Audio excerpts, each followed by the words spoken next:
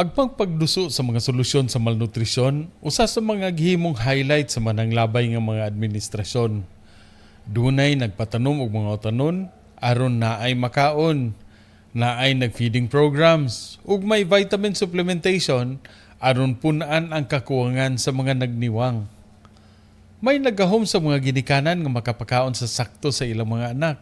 Ilabi na gyud sa unang usa ka libo ka adlaw human magsabak. Dunay mga LGUs nga nagbuo og pundo nga ikapatunhay sa mga programa o proyekto. Apan, ngano nga hangtod karon pila ra ka lungsod ang nagmalampuson. Ang programa sa nutrisyon sa Tubigon usa sa mga labing malampuson matud pa sa regional nga konseho sa nutrisyon. Tingali, kini nagasukad sa maayong pagdumala.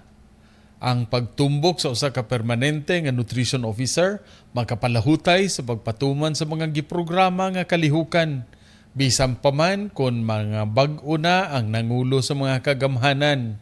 We are engaging the support also of the Regional Development Council through the Social Development Committee to pass a resolution encouraging LGUs to set up a nutrition office as well as hire full-time nutrition personnel to lead and manage the nutrition program.